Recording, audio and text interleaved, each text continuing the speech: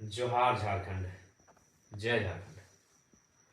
साथियों, 2024 विधानसभा चुनाव का परिणाम सबके सामने आ चुका है। झारखंड राज्य में पुनः एक बार महागठबंधन की सरकार बनने जा रही है। शुभकामनाएं उनको। और हाँ, जेलकैम की एक नई पार्टी, नवोदित पार्टी को, जो राज्य से अपार समर्थन, जन समर्थन प्राप्त हुआ, उसके लिए पूरे राज्यवासियों का बहुत बहुत धन्यवाद, आभार। जेलकैम के जितने भी सिपाही, सैनिक, कार्यकर्ता, सभी का संघर्ष आज इस मुकाम को लेकर आया है। हालांकि आशाएं बहुत सारी थी और बिल्कुल वो दिखा भी, लेकिन वो क्या कहते हैं ना, हम लोग 2 साल की पार्टी हैं, अनुभव की थोड़ी सी कमी रही, लेकिन उसके बावजूद जो परिणाम हम लोग लेकर आए हैं आसान नहीं है। ये फर्स्ट जनरेशन पॉलिटिक्स है। फर्स्ट जनरेशन पॉलिटिक्स झारखंड में, पूरे भारत में ऐसा इतिहास नहीं मिलेगा। विधायक हमारी पार्टी से कितने बने वो मायने है, उससे कई ज़्यादा मायने हैं कि हमारी पार्टी को पूरे राज्य में समर्थन कैसा मिला, अच्छा समर्थन मिला। इसके लिए सभी का आभार करते हैं, धन्यवाद करते हैं। हालांकि अगर व्यक्तिगत हमें निजी तौर पे पूछा जाए तो विधायक बनने के बाद जो मेरा व्यवहार है वही विधायक बनने से पहले भी हमारा वही व्यवहार था। यानी विशेष कुछ परिवर्तन नहीं आया है, क्योंकि बीते 3 साल तो हम लोग ऐसे ही बिना पद के पावर में जी रहे थे। अपने निडरता से, अपने एग्रेशन से लोगों के काम निकाल लेते थे, तो लोगों का काम बना देते थे। लेकिन खैर, ये कि संवैधानिक पद होता है, हमें लगता है कि ये फीलिंग तभी आएगी जब सदन के अंदर जाकर अपने बातों को रखेंगे, अपनी ओथ सेरेमनी में, शपथ समारोह में भाग लेंगे, तब शायद फीलिंग हो कि हाँ विधायक बने हैं। लेकिन दिल से कहें तो अभी तक वो फीलिंग ही नहीं हो रहा है कि चलो भाई कुछ एक अचीवमेंट, एक गांव का लड़का, एक गरीब किसान 2 साल पहले जिसको कोई जानता नहीं था, बहुत गरीब से गरीब, आप जितना सोच सकते हैं, उस घर का लड़का आज विधायक बन चुका है। ये फीलिंग जरा भी नहीं हो रहा है। पता नहीं कोई क्या कारण है, मुझे नहीं आइडिया। शायद 3 सालों का वो अन्याय, जुल्म लोगों का देखना, स्टूडेंट के साथ गलत होते हुए देखना, इन सारी चीज़ों से जो व्यक्तिगत एक इच्छा होती है वो कहीं ना कहीं समाप्त हो गई है। लेकिन हाँ, विधायक बनना क्यों, सरकार में आना क्यों, राज्य की कल्याण के लिए। अगर निजी होता तो कम से कम, भले चुनाव में हम लोग ज़्यादा सीट नहीं लाए, लेकिन व्यक्तिगत तौर पर तक खुशी होनी चाहिए थी। खैर, जो भी हो, राज्य की जनता का बहुत बहुत आभार, बहुत बहुत आभार। बहुत अच्छा वोट हमें प्राप्त हुआ। चाहे कोल्हान का जुगसलाई हो, ईचागढ़ हो, सरायकेला हो, खरसवां हो, ये 4 सीटें बहुत जबरदस्त रही। उसके अलावे जो सीटें रही उनको भी धन्यवाद। अगर आप दक्षिणी छोटानागपुर की बात करें तो तमाड़ में अच्छा खासा वोट रहा, सिल्ली में अच्छा खासा वोट रहा, कांके और खिजरी में भी, यानी दक्षिणी में भी 4 सीटें बहुत लाजवाब रही। उसके अलावा बाकी सीटों पे हम लोग अच्छा किए। आप अगर बाकी उसके बाद उत्तरी छोटानागपुर, जो हम लोग का स्ट्रॉन्ग जोन, जहाँ हम लोगों ने डुमरी तो कर विजय फतह किया, उसके अलावे टुंडी में 45,000 के आसपास, गोमिया में 60,000 के आसपास, रामगढ़ और मांडू में 70,000। बहुत ही सरप्राइजिंग विनिंग है। हम लोग तो माने जाते कि वो सीट विनिंग है हमारी, उस सीट को विन करेंगे। चंदन क्यारी में दूसरा स्थान, तो ऐसे सिंदरी में भी 36,000 के आसपास।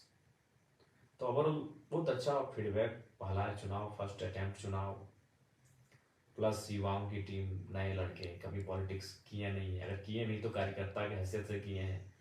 एक किंग मेकर, एक नेतृत्वकर्ता की हैसियत से, जो लड़के कभी पॉलिटिक्स किए नहीं हो, जो बहनें, वो जो महिलाएं, वो हमारी राजनीतिक दल में सम्मिलित हैं, उसके बाद भी इतना अच्छा प्रदर्शन, ये बहुत सुनहरा।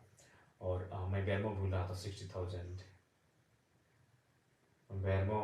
हालांकि बैरमो की तमाम जनता का बहुत आभार। बहुत प्यार मिला। हालांकि मलाल तो रहा, असल फतह तो करने का उद्देश्य बहरमो ही था। लेकिन हम भी तो कोई 30 मार का थोड़ी है। एक दिन का कार्यक्रम दिए थे, एक ही सभा हम बहरमो में किए, हमारी हार का कारण वही रहा। 18 तारीख की शाम को अभी कितना प्लानिंग किया गया कि हमको वहाँ नहीं जाने दिया जाए, बैरमो एंट्री नहीं हो मेरा।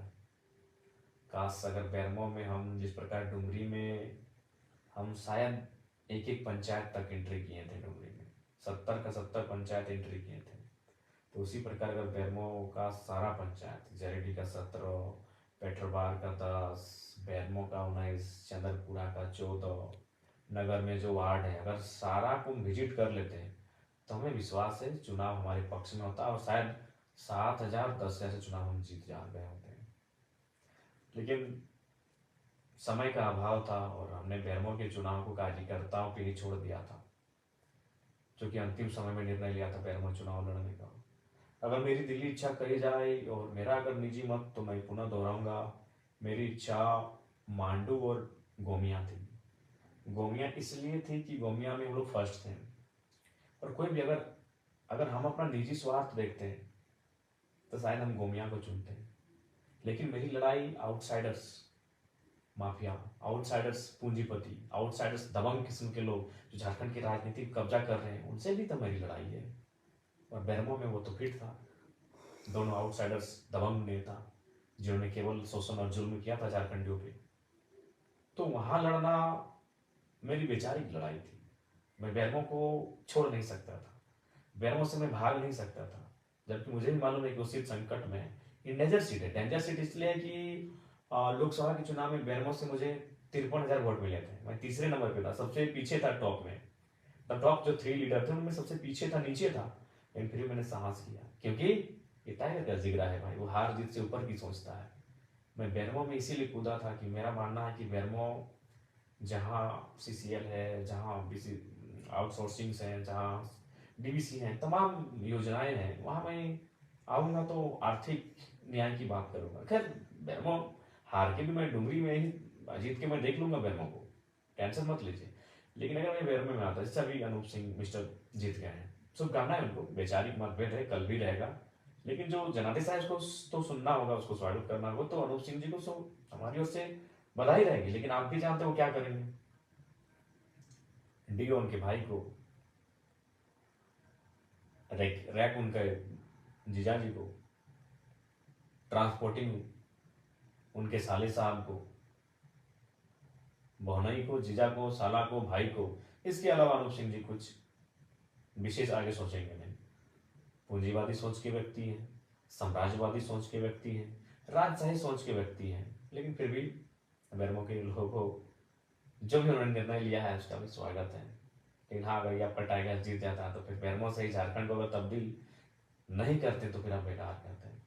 अगर हम जीत के आते हैं तो बैरमो में जितने भी वर्ग समुदाय के रहने वाले लोग हैं, हर एक वर्ग तक पहुंच पहुंच कर कम से कम एक एक व्यक्ति को तो जरूर लेके आते हैं। अनूप सिंह जी जीत गए हैं, उनकी बिरादरी के बाहर शायद ही कोई व्यक्ति आपको डीओ में, ट्रांसपोर्टिंग में दिख जाएगा। दिख जाए तो अच्छी बात है और गनीमत है। अगर हम जीत जाते हैं तो एक एक समाज के व्यक्ति को वहाँ खोज के लेके आते हैं, क्योंकि आर्थिक न्याय का मतलब ही होता है हर एक समाज, हर एक तबका के पास आर्थिक स्थिति सक्षम होना। तो खैर जो जीत गई सो बात गई, लेकिन बैरमो के तमाम साथियों का बहुत बहुत धन्यवाद कि हमने एक दिन कार्यक्रम दिया और अपने वोट 60,000 तक पहुंचा दिए। बहुत बड़ी बात है, जीत है। बैरमो में हम अपना फ्यूचर देखेंगे, है फ्यूचर हमारा। और डुमरी का तो खैर वो भावनात्मक रहा है, डुमरी का आभार। उसके अलावा सभी टुंडी रहे, गोमिया रहे, सबको धन्यवाद, मांडू रहे। लेकिन विशेषकर जहाँ से मैं लड़ा हूँ, डुमरी बैरमो के तमाम कार्यकर्ता, आप निश्चिंत रहे। जयराम कुमार महातो डुमरी का विधायक थोड़ी है। क्या लगता है कि आपको आप हमें विधायक ही मान रहे हैं? जी नहीं, आप तो हमें राज्य का नेता मानते हैं। हम राज्य की आवाज है, हम राज्य का चेहरा है। बिल्कुल आप टेंशन मत लें, हमने जीता डुमरी है, नजर बैरमो, बागमारा, टुंडी में भी रहेगी, निश्चिंत रहिए आप। हम खड़ा है, ये पागल जिद्दी जुनूनी टाइगर आपका खड़ा है, टेंशन मत लीजिए। आपके समर्पित भाव को बहुत बहुत शुक्रिया, बहुत समर्पण आपने दिखाया चुनाव में। और हाँ, हाँ, कहेंगे कि थोड़ा जुलूस वगैरह जो है इसको थोड़ा कट आउट कीजिए और कोशिश कीजिए काम पे लग जाए। और अगर आप जुलूस निकालते हैं तो अपने पंचायत में दिन को निकालिए, रात को बिल्कुल भी नहीं। दिन को निकालिए और कोई भी हमारे कार्यकर्ता है, किसी प्रकार का ऐसा कुछ मतलब नहीं करेंगे जिससे कि पार्टी की छवि धूमिल हो। और विशेषकर जेएमएम के साथियों से कहेंगे, देखिए चुनाव 20 वर्षों तक जनता ने आपको जनादेश दिया था। अब उसी जनता ने अगर आपको जनादेश नहीं दिया है तो उसका सम्मान कीजिए। हार के बाद आपके कुछ कार्यकर्ता देखें, कुछ घटनाएं ऐसी घट रही हैं, हम चाहेंगे कि बदले के भाव से नहीं, बदलाव के भाव से मिलकर काम करते हैं। आइए जन्म के साथ ही डुमरी में मिलकर काम करते हैं, तमाम योजनाओं को गांव गांव तक, खेत खलिहान तक पहुंचाते हैं। और ये सभी संभव होगा जब वो क्या करते हैं ना, मिलकर काम करते हैं। पक्ष विपक्ष चुनाव में फिर देख लेंगे, आलोचनाओं को फिर चुनाव में देख लेंगे। चलिए अभी डुमरी के लिए आगे हाथ बढ़ाते हैं, मिलकर काम करते हैं। सभी से आग्रह होगी और विशेषकर युवाओं आपसे कहेंगे, आज आप जयराम महतो को अपने स्क्रीन में देख रहे हैं वीडियो के माध्यम से। ये वही जयराम महतो है जो 2 साल पहले यही तोप चांची और जिस डुमरी से मैं विधायक बना, वही डुमरी जहाँ से बसें निकल कर आती थी, बसें गुजरती थी वहाँ से। उन बसों का नाम आनंद बस, शिवम, बुंदेला, विजय, पम्मी, राजू, निर्मल, ऐसे 1 दर्जन बस हजारीबाग होते हुए धनबाद और धनबाद होते हुए हजारीबाग आवागमन होता था। उन बसों पे हम लोग झगड़ा करके चढ़ते थे, भाड़ा नहीं देंगे, 2 रुपया से ज़्यादा नहीं देंगे, 5 रुपया देंगे। और हार्डली गिरफ्तार आते थे 10 रुपये। 2 रुपया से वो कहानी शुरू हुई थी, 5 रुपया से होकर 10 रुपया तक पहुंची थी। अभी क्या भाड़ा है मुझे नहीं पता, चूँकि अब तो हम लोग मान के चलिए दोस्तों के स्कॉर्पियो में चलते हैं। 40 रुपया है, यानी आज 40 रुपया हो गया है भाड़ा। और मेरा मैंने 2 रुपया से शुरुआत की थी बसों का सफ़र। एक इंटर ऑफ साइंस के स्टूडेंट जब राजगंज ट्यूशन जाते थे, अब 2 साल पहले की बात करें, आंदोलन से पहले, तो यही मैंने अपने मास्टर्स को कंप्लीट करके पीएचडी को ज्वाइन किया था। यानी जो लड़के को आप देख रहे हैं आज एक विधायक के रूप में, ये लड़का कल्पना सोरेन जी की तरह कोई राजघराने से नहीं, पाकुड़ की जो विधायक बनी आलमगीर आलम की अर्धांगिनी, उनकी तरह कोई राजघराने की नहीं है। मेरे हिसाब से राजघराना मतलब विधायक का घर, मैं उसको राजघराना कहता हूँ। सुन लीजिए पहली बात को। पूर्णिमा साहू जी जमशेदपुर से जीती, जो रघुवर दास की पुतोहू है, मैं उस राजघराने से नहीं हूँ। तो जयराम कुमार महतो को बड़ी करीब से आप देखिए। आज से महज 3 साल पहले मेरी तस्वीर शायद सोशल मीडिया में होगी, जाके देखिएगा। एक दुबला पतला सा लड़का, मासूम सा लड़का, मासूमियत चेहरे में, आंखों में एक सपना कि कुछ करेंगे। वो सपना कुछ बनने का, कि गरीब परिवार से संबंध रखते हैं, बहुत खर्च हुआ है पढ़ाई लिखाई में, तो कुछ बने।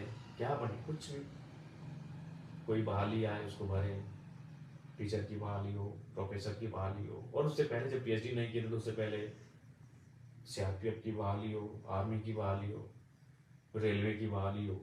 उन बहालियों को फॉर्म भरना, उनके लिए मेहनत करना, ये चीज़ रहा है। वही लड़का आपके सामने आज आपके स्क्रीन में है, और यकीन मानिए वो लड़का विधायक है।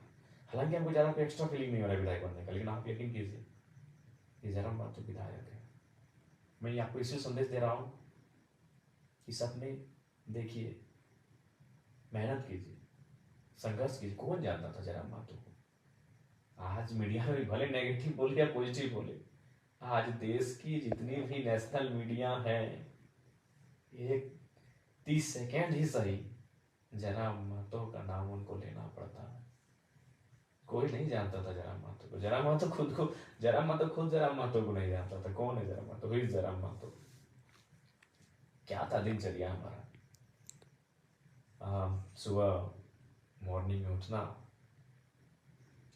घर से 600-700 मीटर दूरी में मैदान फुटबॉल का, वहाँ दोस्तों के साथ आकर सुबह वही बैठकर डिस्कशन, वहाँ से जोरिया तक जाना, जोरिया में फिर नहाना धोना और बसों में बैठकर फिर कॉलेज तक पहुँचना, फिर कॉलेज से रिटर्न आना, बीच में 2-4 घंटों का ट्यूशन लेना, शाम को एनी हाउ खेल का मैदान, चाहे फुटबॉल हो, क्रिकेट हो या वॉलीबॉल, ये 3 चीज़ों का शौकीन। एनी हाउ कुछ भी हो जाए, मौसम खराब हो कोई मतलब नहीं, 2-3 घंटा खेल के मैदान में, फिर रात को ट्यूशन, सेल्फ स्टडी, फिर सुबह, और फिर एक दौर आया जब मास्टर ऑफ आर्ट्स यानी एमए की परीक्षा को मैंने इंग्लिश लिटरेचर से प्रथम श्रेणी से उत्तीर्ण किया पीके रॉय मेमोरियल कॉलेज से। तो एक दिन की घटना है, मैं नहाने के लिए जोरिया जा रहा था। जोरिया जिसको आप छोटी नदी कह सकते हैं, अगर आप सभी नहीं समझे कि जोरिया का क्या मतलब है, तो छोटी नाला नदी कह सकते हैं। तो वहाँ कुछ हमारे बगल में जो एक सरकारी +2 हाई स्कूल है, बच्चे क्लास को छोड़ के बाहर बैठे थे। तो बच्चों को तो पहले हमने चूंकि पकड़ा उनको अपने साथियों के साथ, उनको पकड़ के प्रिंसिपल के पास हम लोग कंप्लेन करने के लिए गए कि सर क्या हो रहा है, स्कूल का टाइम है, आपके बच्चे जोरिया के किनारे घाट में बैठे हैं नदी के सामने। तो प्रिंसिपल साहब ने बड़ी मार्मिक बात कही कि जराम बाबू, सरकारी विद्यालयों की व्यवस्था ऐसी है कि शिक्षक की कमी है और हम लोग मेंटेन नहीं कर पाते हैं। तो बातों बातों में उन्होंने कहा कि आप भी तो सुने इसी साल एमए पास किए हैं, तो एक काम कीजिए, जब आप एमए पास किए हैं और जाहिर सी बात है आप कंपटीशन वगैरह की तैयारी करेंगे, नौकरी पाने की तैयारी करेंगे, तो जब तक वो नहीं होता है तब तक आपसे अनुरोध है कि 2 घंटा आप हमारे स्कूल में क्लास ले लीजिए। हम गए थे शिकायत करने के लिए कुछ बच्चों का कि ये बाहर भाग के आए हैं स्कूल के टाइम में, और हमें क्या, हमें उल्टा प्रिंसिपल ने कहा कि आप पढ़े लिखे हैं तो 2 घंटा पढ़ा दीजिए। बोला ठीक है सर, पर उन्होंने कहा कि ठीक है, लेकिन आप कंडीशन है कि आप एक आवेदन लिख के दीजिए और अपना जो सारा सर्टिफिकेट्स एमए का, बीए का, इंटर का और मैट्रिक का सर्टिफिकेट इंक्लूड करके कि हम भाई निःशुल्क शिक्षा देंगे, भविष्य में आप किसी प्रकार का दावा नहीं करेंगे। बोले ठीक है सर। हम गए थे भाई शिकायत करने, अब तो हम खुद प्रिंसिपल महोदय की बातों में, अब बात भी ऐसा विषय उन्होंने कह दिया कि पढ़े लिखे हैं। तो फिर हमने कहा ठीक है, तो वो शायद सितंबर का महीना था, 2017 का टाइम था। हमने उसी साल जुलाई अगस्त में मास्टर ऑफ आर्ट्स को कंप्लीट किया था। और जब गए क्लास लेने के लिए, तो पहला ही दिन जो माहौल क्रिएट हुआ, जो कि आप भी जानते हैं कि पूरे राज्य ने मेरे भाषणों को सुना। तो लीडर और लेक्चरर में एक क्वालिटी समान होती है कि जब वो अगर बेहतरीन लेक्चरर हो, बेहतरीन लीडर हो, तो जब वो बोलता है तो लोग सुनते हैं। तो वही क्लास में ही मेरे साथ हुआ। जब मैं बच्चों को पढ़ाने लगा, जब मैं उनको एक्सप्लेन करके समझाने लगा, तो पूरा क्लास सन्नाटा, शांत और सुनने लगे। तो इससे क्या हुआ कि डिमांड्स बढ़ गई और प्रिंसिपल ने रिक्वेस्ट किया कि नहीं, हम तो आपको ऐसे ही बोले थे कि भाई टीचर की कमी है, लेकिन अब आपसे रिक्वेस्ट होगा जब तक आप कुछ बनते नहीं है, कुछ करते नहीं अपने लिए, तो 1-2 घंटा पर डे निकाल के यहाँ बच्चों को पढ़ा दीजिए। वो सिलसिला चलता गया चलता गया और 4 साल बीत गए। यकीन मानिए 4 साल।